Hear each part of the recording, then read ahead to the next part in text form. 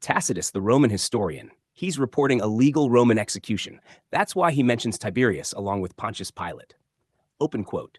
Consequently, to get rid of the report, Nero fastened the guilt and inflicted the most exquisite tortures on a class hated for their abominations, called Christians by the populace.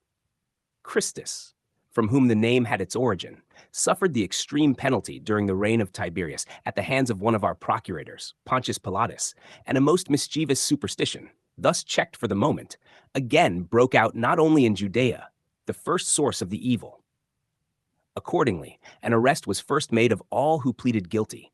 Then, upon their information, an immense multitude was convicted, not so much of the crime of firing the city as of hatred against mankind. Mockery of every sort was added to their deaths.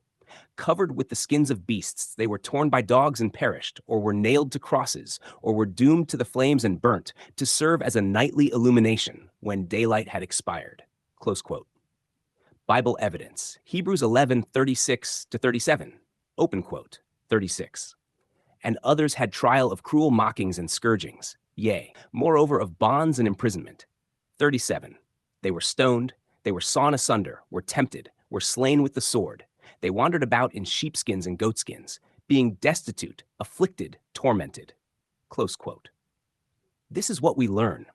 Had you read it and paid attention to what history says about the Christ, the anointed of Isaiah 61, the prophet of Deuteronomy, the miracle worker of the Psalms, the mighty God of Isaiah, etc. We learn this history. 1. Christians were named for their founder, Christus. 2. He was put to death by the Roman procurator Pontius Pilatus. 3. This occurred during the reign of Emperor Tiberius, AD 14-37. 4. His death ended the superstition for a short time. 5. But it broke out again. 6. Especially in Judea, where the teaching had its origin. 7. His followers carried his doctrine to Rome. 8.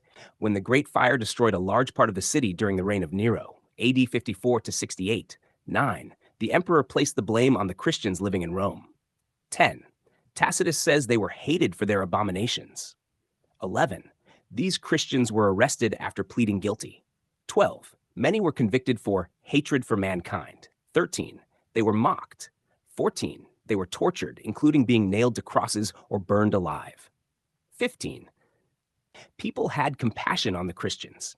Tacitus therefore concluded that such punishments were not for the public good, but simply to glut one man's cruelty.